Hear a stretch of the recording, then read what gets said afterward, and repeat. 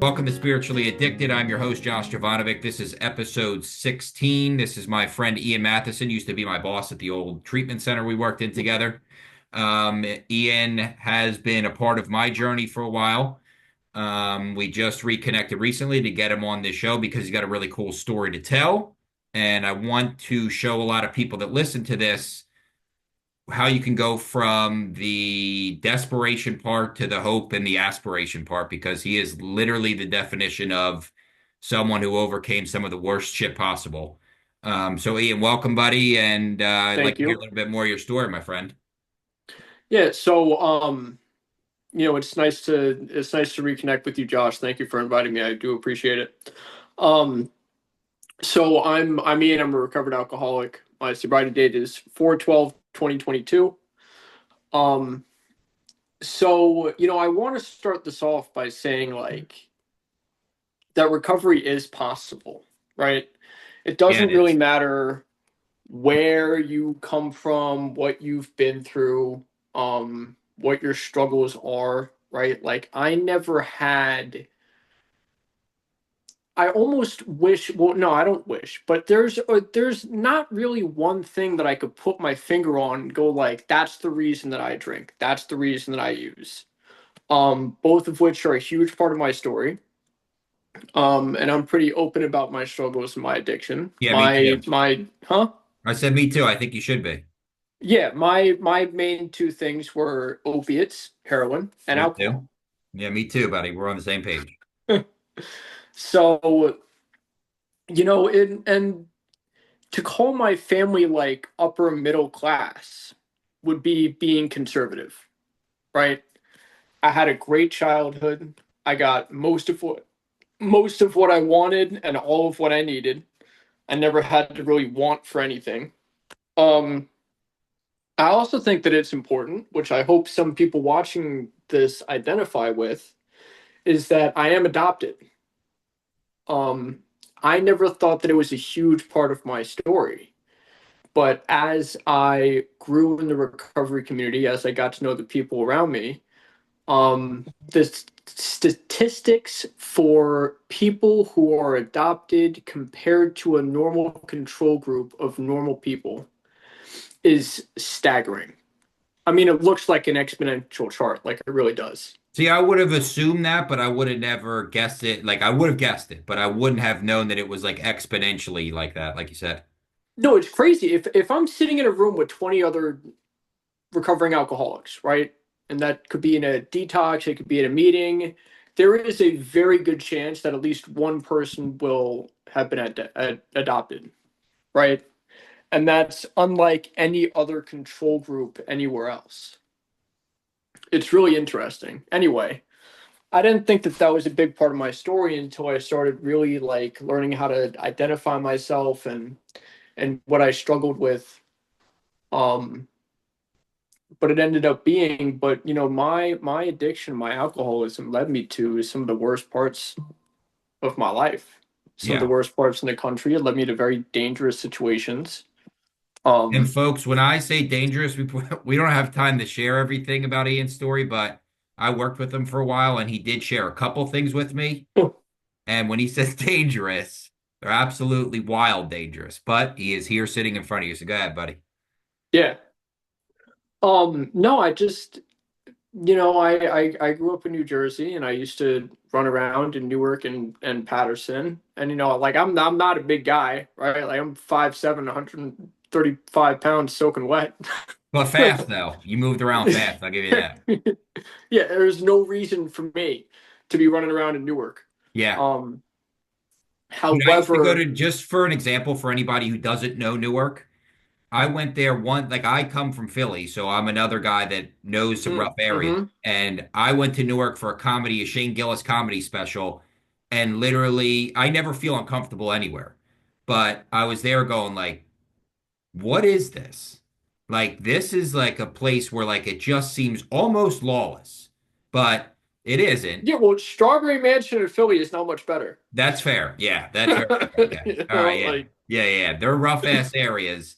And when, yeah, just so you know, just think about they're the same as any other, poor neighborhoods that have drugs running rampant. He is literally talking about the drugs everywhere, homelessness everywhere, alcohol everywhere, rap battles on the street. It doesn't matter. Yeah, right. Yeah, every store with their boards across their windows. It's literally just Yep. it is a free for all of shit when he says Newark. So go ahead, buddy. And I won't have time to get into a lot of my story, but where this led me was to multiple overdoses. Waking up in hospitals, waking up on the floor of my bedroom, my apartment. Um, it arrests. I came down to Florida and I entered into sobriety with charges. So one thing that I also want to stress is that it is possible. It is possible to face this sober. I've known a lot of people that have come down and gotten sober with serious charges. When I say come down, I mean I'm living in Florida right now. I shared that I was from New Jersey, but come down to Florida, have serious charges, and end up going to jail sober and coming out on the other side sober. Yeah. Um, but one of the things that really impacted me was, I used to get behind the wheel of my car, seeing like double of my steering wheel, Yeah, me too. and somehow get home safe at the end of the night. It wasn't until a man much smarter than I was that he was just like, Jude, it's a miracle that you didn't like run over a family and survive and have to live with that for the rest of your life. Dude, there were Right? so many times you're like, I know exactly what you mean because like there were times where like I would drive the turnpike in Pennsylvania and like wake up with like one sock on in my bed and Yep. be like, what did you just do? Like, one, is Right. everyone okay? Because I Right. literally would wake up with an anxiety, like something like that may have just happened. And two, like, that's how you also know, like, the crowd that you hang out with is not meant for you. Is like, nobody decided that, I know it's not their responsibility, but But nobody nobody got, decided that I probably shouldn't drive right now. yeah, Like, really? there was one woman who was a bartender who used to take my keys from me, which I'm grateful she did multiple times. But like, Right. I was also like, you know how it goes when you drink or you do drugs, you become a stubborn asshole, and it's Yeah. whatever I'm gonna do is what I'm gonna do, and I would just go anyway. But it's just crazy when you were saying about getting by, because I remember like barely remember, but there's different times where it's like going on the turnpike that fast, seeing double of everything, being like, why am I still alive? Right. I mean, it's like that Wolf of Wall Street scene, right? Where like he thinks that he got home perfectly safe, and then he Yeah, goes out and his car is wrecked. yeah, Like yeah. um, no, but it's really like I knew, and I didn't figure out this until like years later, right? But that's when I really knew that the same God that was with me now has been looking over me my whole entire life, Always. right? There's there's no reason why I should be sitting here right now. I should have been dead a long time ago or locked up in prison for the rest of my life. Right? And Yes. that's just the truth, right? Yeah. Um but there's a reason that I am here. There's a reason that I'm not a vegetable sitting in a hospital, thank God. I am somehow mostly okay health wise. Like I have no major health problems. I don't know how I skated away with that one. But it's just goes to show that like there's something out there and it's watching over me, right? Yeah. And it takes a while to understand that, especially Takes like a while to understand that. it sure does. And not only that, it's an evolution of understanding it Right, because it's been changing for me. I used to think like for me, AA was like a bullshit thing, and I was going to go in there and talk all about my spirituality and my experiences and blah blah blah. And yeah, you do share and things like that. But like I've noticed how much for me at least, seeing other people's higher power or God work for them and then starting to go, well, wait, hold on. Let me start reassessing my God. Let me start right, reassessing what it means to me, how it shows up in my life. And then you like go back and you look at like different times, like you said, or something that like was a miracle that something didn't happen. And you go like, oh, it wasn't happening. I was putting myself in these situations. But right. I was still guided.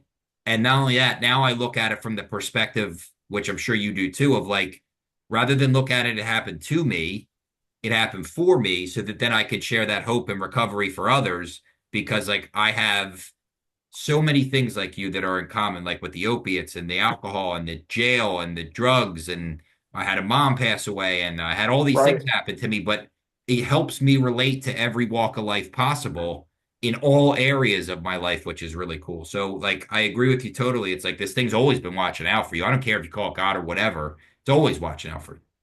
Right. And like I was vehemently anti-religious for Me a too. long time. And it's funny that you talk about the evolution of our understanding because when I really started to tap into the God idea, and I'm still not religious, I don't go to church every Sunday. I have many friends that do, and that works for them, and that's perfectly fine. It doesn't really work for me, and that's okay too. Yep. But when you talk about the evolution of our understanding, I picked up a Bible and You, I started to read it just dude, because I'm like, why not? this is no BS. You Ian, know, dude, like I swear to you, this literally just happened to me. And this shows you how little I read of it. I'm on page, somebody laughed at me because I said page 30 because you're right. I don't know But it's anything like, about it. like why not? Like and I picked up a Bible, I started reading it, haven't finished it, haven't even gotten halfway through, haven't done a lot of work on it, right? But Trying. then I found myself shopping on Amazon for a Quran. Okay. Like because I want to expand my knowledge. And I can pick a little bit from over here and pick a little bit from over here and whatever Yep. works. And the book talks about be quick to see where religious people are right, not to pick out the differences between us, because there are a lot of good points, Yeah. right? Be kind to thy neighbor and don't steal and don't lie and the 10 Commandments and all that kind of stuff, Yeah. right? Like it says be quick to see where religious people are right, Yeah. And I you love know? that because when I started reading it, again, only being very little into it, I'm trying, but even from where I was 2 weeks ago from starting it, I feel like I'm getting a better understanding of like what Jesus was teaching. I'm not a religious Right, person at all, but I like the teachings of Jesus and right, I exactly. agree with the principles behind it and how it is like what he said is like he didn't say like he said something along the lines, and this is what I mean about how still I'm learning, is like he said, like, be as I am. Not as in like, hey, you have to be me or do what I do, but act the way I act. Act towards Right, others the way I act towards others. Like be that version of you, which I think is a really good message because if you love yourself, if you love your neighbor, you love yourself, like do service work, these kind of things, it all ends up being fine. Everything works out really good for you. right. And so like, when we talk about God, right? And this is always a little bit of a controversial topic. And the only reason that I say this is because when other people used to talk to me about God, that was when I would automatically tune out, Boom. right? Me I'd be too. like, you lost me, like everything you said before this was cool, right? But Yeah. now like I'm done. So, but I didn't know how to pray and I didn't know how to start any of this. Like when my fonts, so I worked the 12 steps of AA, right? Me too. That is really what changed my life. I am what you would call a big book thumper. Okay. Didn't used to always be that way. Um, but like when my sponsor asked me, like, are you willing to do whatever it would take to stay sober? I said yes, not because I meant it, because I simply thought that that was what I was supposed to say, right? Yeah. When he said, are you willing to turn your will and your life over into God's hands? I said, sure, why not? I had no idea what the fuck he was talking about, Me neither. but I was like, sure, like that sounds cool, right? Why not? What's the worst that can happen? I That had no sounds idea what I was signing up for. that sounds cool. Yeah. All right, cool. I got you. Like I had not a clue what I was signing up for. Um, but like, and I had no idea how to pray, right? How do you pray One day I now? had a good, If I huh? mean, you don't have to give me an exact prayer, but like, what do you mean when you say you don't know how to? How do you pray now? Just to give people an Well, idea if now they don't now know. I pray. I just talk to God, and I That's talk what to him I like do. that's my friend. Yeah, You I know. do. That's the best Yeah. way. Sometimes I'm just like, bro, I don't know what the fuck. that was that you were doing, but like I don't think that I like it yet. But like maybe you'll show me more in the Yeah. future. Yeah, You dude, I know, love like that you just said it like that because like that happens for me too throughout the day. I'll just be like, I don't know what you're doing. I know it's gonna work out, but yeah, show but me like I'm not something. happy about it right now, but like maybe at some point. Yeah. And you know that it's gonna be fine. That's the thing. Right. And so one of my friends told me when I was in early sobriety, I told him that like I don't know what I'm doing when I'm praying. I don't know what this whole thing is, and he's just like dumbass. It gives you a very clear direction in the 11th step. And it says we prayed only for the knowledge of his will for us and the power to carry that out. Right? Yeah. So that worked for me for a long time. God, please show me whatever your path is that you want me to walk today and give me the strength in order to walk it. Right?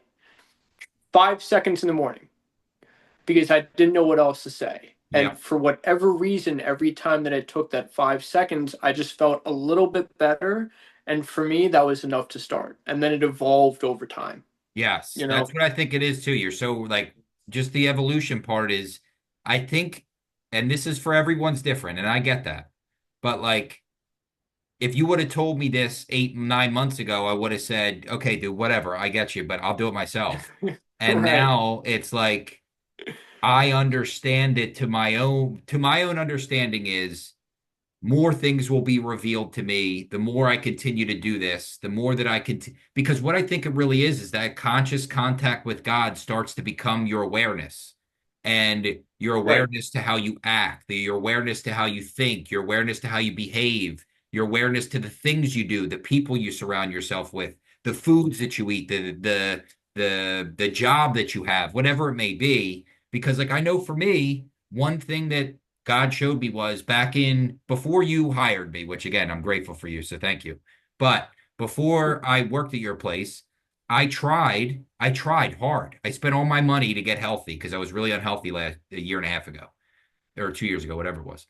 And I really tried to go back into finance. I did. I was great at it, amazing. And I know that that wasn't God's plan for me because I went back into it last January for 2 months, and everything I did, everything would not work out. I couldn't sell anything. People that were ready to go would have something come up where it wouldn't work out. A job yep. opportunity where they're like, hey, we're going to pay you X amount, which was a lot. There's going to be another like 150, 160,000 eventually through that year.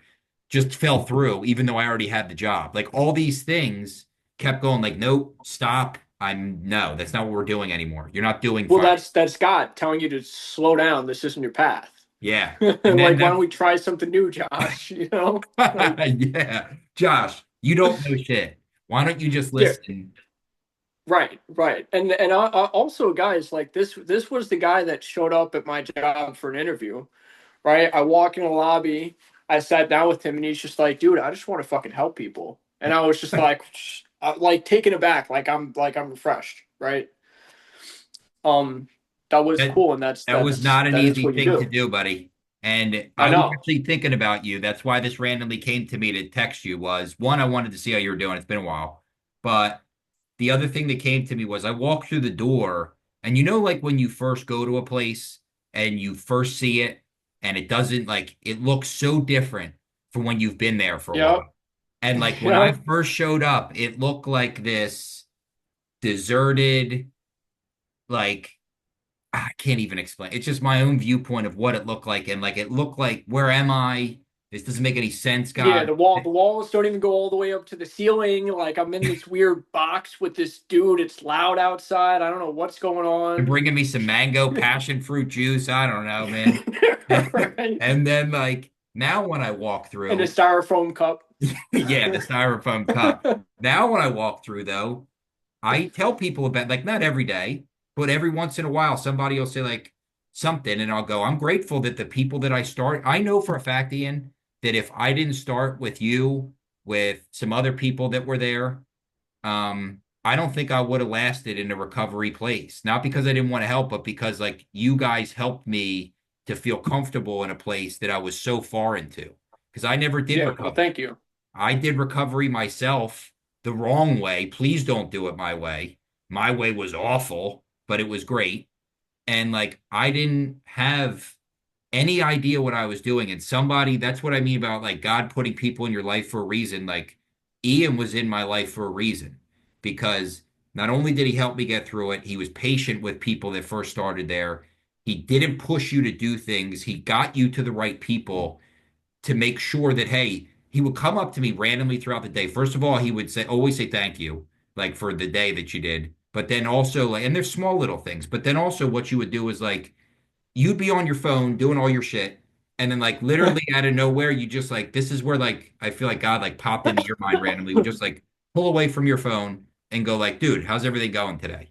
And like those little things throughout your time helped me make sure like, all right, he's good, that person's good, and you could see it.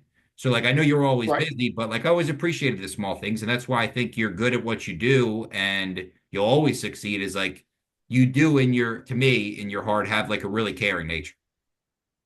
Right. And that's one of the things that I try to do because working in treatment's a lot, right? And It it's is. stressful. And we all have like regular life shit that just goes on outside of work too. Yeah. It's important to have a work-life balance. So like I'm sensitive to that as well. I have a lot of life stuff going on at the moment right now too, right? I don't bring it into work, but if it shows up, um, I want to make sure that I have the support around me Yeah. that can help me through it. You Can know? I ask you this? Because I think this is a great way to go into this is like, I'm going to give my five things, but and I'll go first. That way it makes it easier for you. But I want people that are trying to get through this to just like give five things of like what keeps you sober. And like for me, for instance, I know for a fact that I have to do the sauna as often as I can. And I don't mean like 5 times a day. I mean, every day I got to get there. I got to do one meeting a day. Not to say that if I miss it here and there, it's okay. But I need to do something along the lines of like either reading something or going to a meeting because I enjoy them. They're my meditation time. So meditation, sauna, those are two things. Eating healthy because I was so unhealthy that if I go back to that, I know how I feel. The fourth is making sure I help someone else. I like to sponsor people and help them out through their journey because Yep. getting out of your own head. And number five for me is learning something new. So I need to learn. I need to do the sauna.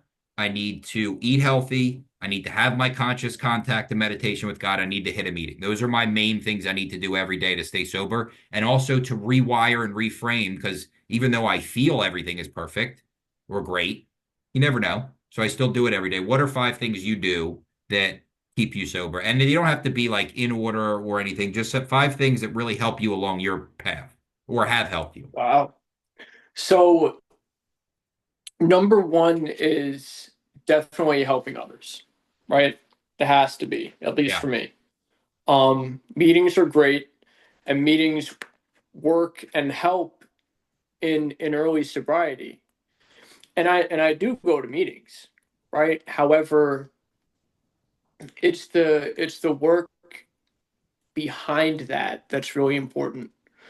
Um, Helping others, and I didn't have to get all 12 steps done before I started helping people. Like I remember talking to my sponsor, I was just like, I just want to help somebody. He was just like, dude, then hold the door open for somebody. Yeah. Like it doesn't need to be small. You don't have to just start sponsoring guys just to help them, right? Yeah. So helping others. It's funny that you mentioned meditating because I haven't done it in a while. I'm guilty of, kind of forgetting sometimes, but like, dude, I remember thinking to myself, my sponsor told me to try to meditate every, you know, once a day, every day for 3 weeks. And I Yeah. remember like 2 weeks in, I was just like, I don't feel any different. I don't think this is helping. I don't know what this is supposed to accomplish. And then I was in an Uber on the way home from work. And all of a sudden I was just like, I can't wait to get home to meditate. Yeah. And I was like, holy shit, where did that come from? Yeah. Like, meditation is really important. And sometimes meditation can be laying in my bed playing a video game, just kind of tuning out for Yes. a little bit. Yeah. Like it doesn't always have to be this profound, like I'm going to sit, which is what I do. I have a specific pose that I go into Yeah. that I sit because it kind of helps to show my body through my language or show my brain through my body language, like, okay, this is what I'm supposed to be doing right now. Yeah. if I'm in this pose, I'm supposed to be meditating. I sit with my back straight and, yada, yada. So Good though, because that's it's an energy important. thing. Right, right. I make sure that my feet are on the ground so that, I'm connected to the earth somehow. And I'm going to tell you this, Um, buddy. This is just one real quick thing because I want to hear your last two. But with the meditation part, I'm not going to say good at meditation because everybody has their own process, but mine have got so deep now that the other day I had one where literally I'm not going to say something, it was God, whatever, spoke to me and said, Josh, there's a new place coming for you in Del Rey. Be ready for it. And literally, as that happened a week later, and not only that, I got this weird vision. And as that happened, I'm literally in the place right now behind me that was in that vision and the place I needed right before I move into my new apartment February 10th. I was trying to figure out all the money stuff and everything, and it was literally like, go here. So it's like telling me things to do through my conscious context. So I think it's really cool if you people start meditating, it really helps them. Sorry, buddy, go into your next two. yeah, yeah, no, not at all. So, and the last one, I want to talk just a little bit about what it means to be an alcoholic, right? Because keeping it fresh for me was really, really important.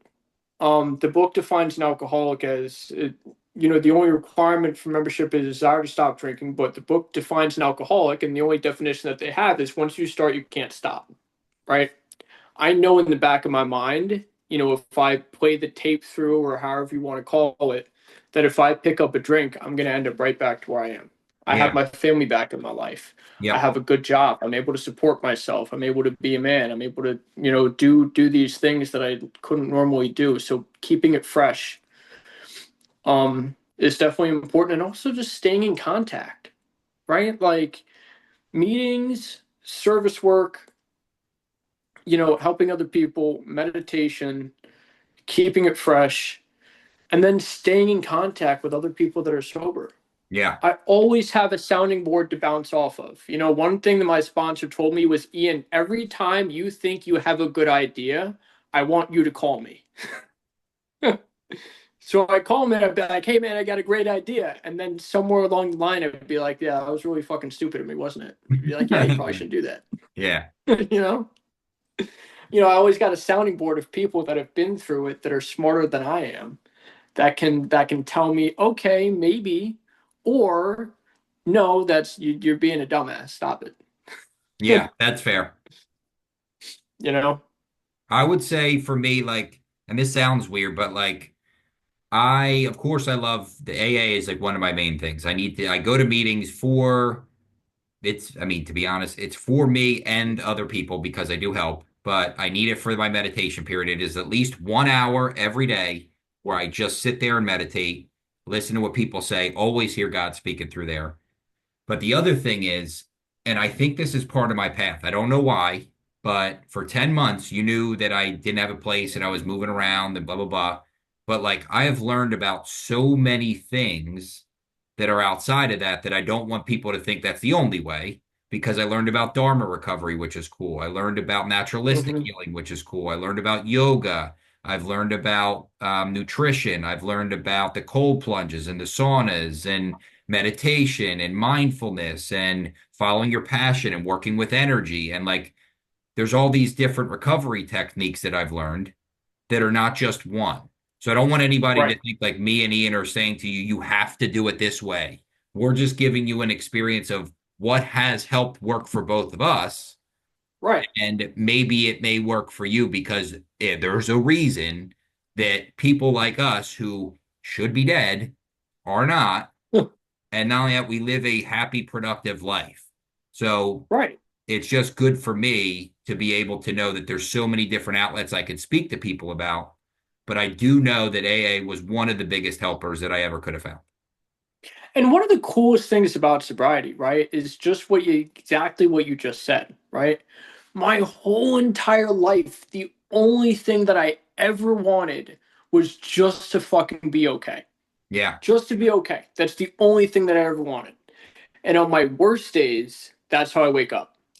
Yeah. I don't wake up in misery anymore and Never. sweating and going through detox and, oh my God, I got $5 left and how am I going to get enough money for with bottle king security guards chasing me down the sidewalk while I'm running away with alcohol. My like Yeah, just like crazy shit. Like I don't have to live like that anymore. The one thing that I don't miss is that panic that sets in when you that either was don't bad. have any more, you don't have any money, you're caught at a family function where you can't leave, but you're already starting to, you get the chills up your back, the goosebumps. You're just like, fuck, dude, I'm committed to this for the next three Yeah. hours, but like in Yep. 10 minutes, like this is not going to be fun, Yes. right? And that just sheer panic that like sets in, that I don't miss that. No. And I do not miss Like, for sure the leaving early because like trying to almost make people rush the party I was at or something you're right, so that right, I could get home and get something or that, yeah, dude, I'll never forget that like feeling of no, there's no reason for it, but like right. anxiety to get things over with just so I could go use something. That's what the worst feeling was. I remember my family went on a trip to Italy, and I went and I smuggled drugs through customs. Right, That's this the first worst stupid idea, but you decision. made it. Yeah. They were already there. I had to stay behind for work, so I came like 2 days later. And my dad just told me to go to some random train station in Italy. All the signs were in Italian. Like, if I didn't show up at that random train station, right, like we would have had a serious problem. And Yeah. the problem would have been is that his son is sitting in jail in an airport somewhere because Forever. he's, yeah, right, trying to smuggle drugs through fucking the TSA. Anyway, What did you smuggle? heroin. Oh my God, dude. Yeah, yeah. I had a significant amount of it too. I just, and the way that I did it was really stupid, which I will not share here because I don't want to give anybody any stupid Nah, tips. yeah, yeah, yeah, that's a good idea. But like the point that I'm trying to make is that I was sitting on the airplane coming back, and I was going through detox, and it was one of the worst airplane rides that I've ever had in my whole entire life. And this is what, like a 6 7 hour plane flight. Oh, My family gets to the airport, we all hop in the car, we're getting back. I'm texting my drug dealer while we're getting in the car, and literally they get out of the car. They're like, Ian, can you help carry some bags in? And I'm just like, no, I'm late, and I just left. Right. jeez, And dude. my dad is going like, where the fuck is he go? We just got off of a 7 hour plane flight. Where is he in such a rush to go to? Right. I'll tell you where Ian was going. Yeah, right. But what's on the back end of it is that it was cold outside. It was a whole entire family trip. We probably had, 6 suitcases. My father is not the youngest guy in the world. My stepmom is, it just I can't even be there to help my family carry in 2 suitcases because I got to get to where I need to go. Yeah, You know, yeah, selfish. very It selfish. sounds like something really small, but it's not when you really think about it. I No, can't it's even do awful. the small things Yeah, because I got to get somewhere like yeah. right now. Like Now two or hours never. ago, I needed to be there. Yeah, dude, I can't even imagine what you went through on that flight because Oh, that's, God, it was so bad. dude, I've done that sober when I was younger multiple times going to France. And like, yes, I wasn't using really at that time. I mean, I was, but it wasn't like a problem yet. But like, even that was awful. Like, even having Oh, yeah. TB, being sober, and not having any problem with anything was still like, God, this is taking forever. I can't even imagine what you went through, dude. That must have been Dude, so terrible. I mean, listen, I'm 31 now, right? I'm not a young guy anymore, but I fly down to New Jersey, which is only like a 2 hour plane flight, and I get off and I'm like, oh, my knees, my back, my neck, Yeah, you yeah, know? I got you. Yeah, and 7 hours withdrawing sounds literally like hell on earth. And I mean that for real. Yeah. And you're trapped. Like you can't even really get up and walk around. Like I was just squirming in my seat. It was, but I'm grateful for Other Dark because if I didn't have the darkness, I would never see the light, That's the best if that way makes to any put. sense. Yeah, You know? 100% does. You need the darkness to see the light because you need to be on both sides of the coin to be able to share what the darkness was like. Because how could you ever really relate to people if you didn't? Plus, Right. then you turn into the guy like you are now, which then shows, hey, this is possible. Not only is it possible, it's guaranteed if you stay on track. You will continue to do it if you continue to work a program. So, it's just, I was grateful for all the things that I went through, because if I didn't go through all of those, like, I don't know if you feel the same way, but I love it when a client comes in and they're just like, dude, I think I really did it this time. Like, I'm really, really broken. Like, I've lost everything. Yeah, And I'm sitting there with a smile on my face, right? And usually the person is just like probably thinking, this motherfucker, like, I'm pouring out my heart, telling you that I've lost everything that's important to me, and you're smiling at me. And dude. the reason that Yeah, I'm smiling is because, like, all right, well, then maybe we're start to actually start doing the work. dude, Like, maybe we're ready. dude, I You know, know like, I'm exactly what you happy mean. that you're broken, because you have to be. You don't have to be, but you have a better shot at really buying into this thing Yeah, if you just can't take it anymore. And broken looks different for everybody, right? It doesn't always have so to be true. homelessness. It doesn't always have to be losing everything, right? Sometimes you can just be like, I just can't fucking live like this anymore, Yeah. And you I know? never compare suffering or pain because some person's worst day ever could literally be them getting a flat tire and not knowing how to fix it. You're And right. that's their worst day. I'm never going to go. But one thing I will say, it's funny you said it like that, though, is like that's literally, I have had multiple times where somebody walks up to me, they're either crying or they're going through something terrible. And like they look Hmm. and they say that, and I smile and I go, good. And then they're like, good? Hmm. You mean good? And I'm like, Yeah, right. Good. What do you yeah. mean good? Yeah, right. And you go, try, I know. And that's the one hard thing is like they don't comprehend, especially in that moment, about how much goodness can come from this if you know that you're like all of this bad stuff has happened, but it can lead to somewhere else. Because when I think about when I think about the hardest times and then where I am right now with you and how much better my life is, and how if I didn't have everything happen that way, I know for a fact that God had to put me through a lot of things, or I wouldn't have done all this. I literally, if when I moved to Florida and Right. started working at your place, I know if he would have said, "Hey, here's money, here's a home, and you don't have to go do the meetings, you don't have to do any of this stuff," I know what would have happened. One, I probably would still be Yep. unhealthy because I'd eat like shit. Two, I'd be lazy. And three, I'd be watching Netflix all day long. I'd be like, "Oh, cool, thanks for all the money. I'm not doing Right. anything." But he's like, "No, no, no, no, no. No. That's not what we're doing." And like when I see those other broken, Yeah. that's my favorite part of the rehab, dude, for real. Is I tell the people this all the time, is that when I see the lights coming back on, first couple days, they say something to you mean or they do something and they come up and apologize later, like, I didn't pay attention to what you said. I knew you were going to say something wild. You don't mean it. You're right. It's just who you are at that point. That's fine. I've been there. But to see the lights come back on and to know that I am helping people that I'll never meet, meaning like their family and their friends will see a better version. And I know it's not just me, but to know that I'm a part of that energy that is going to then disperse into the world is like one of the greatest feelings ever. Is like I might be the reason or part of the reason that this man or woman go home and their mom loves them again, or they Right. become a more productive person in society and they help someone. And it's touching other people that I'll never meet. And I think that's like one of the coolest things to think about is like, how many people, especially you, because you've even been in it longer, have you helped that you never going to meet ever? They'll never even know your name, but you've done that. Yeah, I mean, it's the ripple effect, Yeah. right? Uh-huh. It's the ripple effect. And one of the most important things about my sobriety is, like, I just, what it means for me today is I just try to not be so much of an asshole tomorrow, Yeah. right?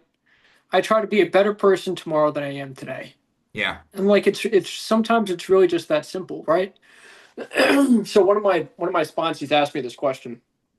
I well, so that was a lie. I don't even remember what the question was, but we were All right. talking about the ripple effect, and he was just like, "Why?"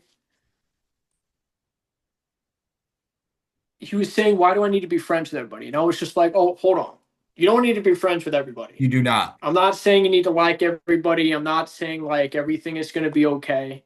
You're still going to have things come up, but you definitely don't need to be friends with everybody, but you do need to be kind, respectful, and tolerant. Yes. Best way to There's a put it. major difference. I Yeah. said you never know that the guy in the 7-Eleven that you were yelling at because they're out of your favorite fucking donuts, because you were having a bad day, he could be the next person that walks into his AA meeting, the first ever meeting that he's ever been to, sees you and goes, "Oh, that asshole is in here. He's sober.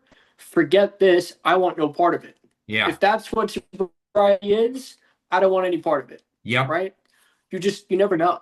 Yes. And the other ripple effect Um, too, along with that, is like people used to ask me this all the time because even when I was using, I still, yes, I had selfish parts of it, of course, but like I was still kind to people. And like I would go out right, of my way to like a person at Wawa to ask them a weird question to make their day unique. Because, and people will go, why do you do that all the time? Like it's uncomfortable for me. I'm like, one, I don't care what you think. But two, how do you know what that miserable person at that moment maybe that person's at Wawa, their mom died a week ago and they're struggling to get through their right, day, and I broke it up a little bit to get them out of their head. Or right. maybe they needed that little boost of a smile just to get through the next hour of their shift where it did nothing for me, but actually give me joy anyway. I laughed at the joke that I told. You know what I mean? So it's Yeah. like that ripple effect, then maybe they go help someone. Maybe they do something that is out of their ordinary. So it's like, hey, let's break this cycle of perpetual negative shit so that at least I'm helping somebody else. And they're small things, but they do count. And it's funny that you mentioned that because I embarrass the shit out of all of my girlfriends because I always mess around with the waiters and the I do too. waitresses whenever we go out to dinner. You know what I mean? Like Yeah. I want to make somebody laugh, Yeah. and I'm a goofball. Yeah. Um, but one of the other cool things about the ripple effect is sponsorship when you really get into it. When I'm sitting in a meeting with 50 other people, the man that brought me the message that this is possible is not the same person that told him that it's possible, is not the same person that told her that it's possible. If my sponsor's sponsor, let me break it down like this. If I sponsor a guy, he gets sober, right? He sponsors 5 other people that then go on to sponsor 10 other people that then go on to sponsor 100 other people. You Yeah. know, and there's 50 of me at every meeting who are sponsoring men like you, Yeah. like, and it's spreading and Yeah. it's cool. Yeah. It is cool. And the other part too is like, I don't care what anyone says about it. We all talk about it all the time. It is selfish, but it isn't. Like it feels Right. good to do it. If you haven't done it, try it. It helps. It makes you feel good about your day, which is weird. I remember when my sponsor would meet up with me and he'd be like, "Ian, you're helping me more than I'm helping you." And I Yes. could never wrap my head around it and understand it. I'm like, "Bro, you're helping me to not kill myself. Like you're helping me to save my life. Like what do you Yeah. mean? How could I be helping you?" Until I started sponsoring men and I noticed what I would come away feeling like. I come away after speaking at a meeting, after meeting up with another man and reading the book, I leave high. So do I. You 100%. know, I Every leave meeting on I a go to. natural high. Yeah. It's amazing because it's so Right. weird. You wouldn't think that would be, especially anybody listening to this where it's your first time going or your first couple times going. I can promise you that I'm not going to compare it to anybody because everybody's their own, but I despised going.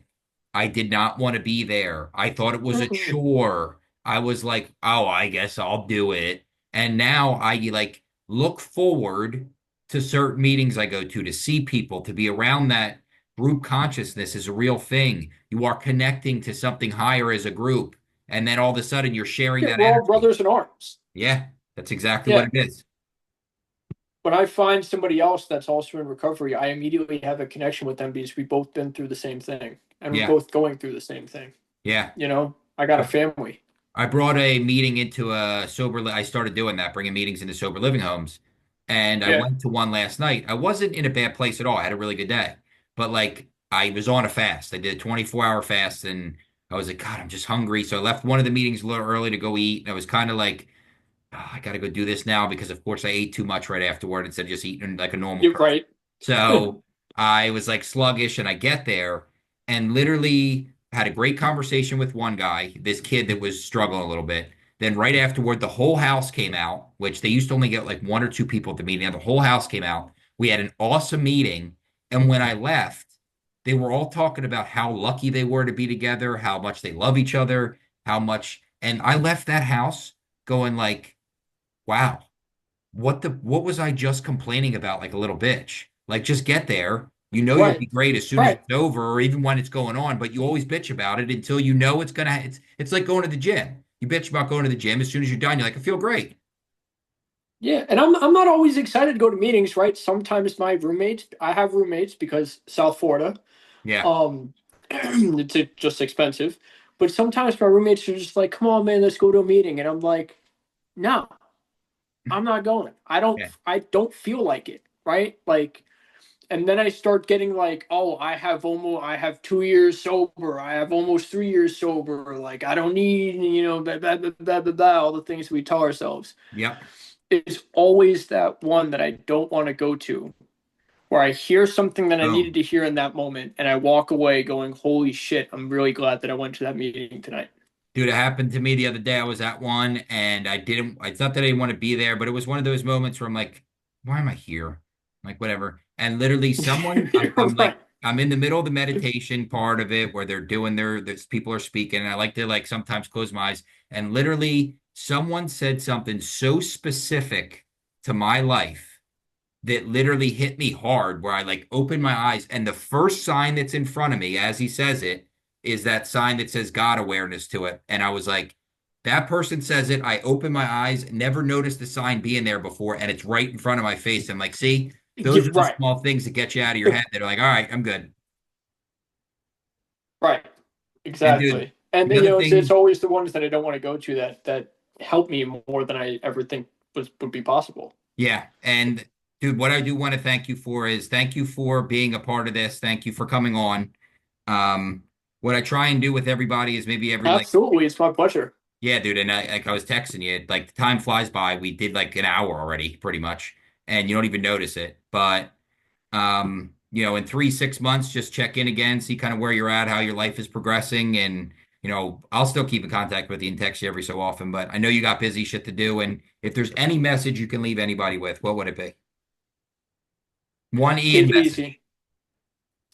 Take it easy on yourself. Don't be so serious. Yeah, that's fair. Right? Like let's let's help you to change your life, right? But at the same time, like the whole point of sobriety is not to be sitting here white knuckling it and like praying that I don't pick up a drink.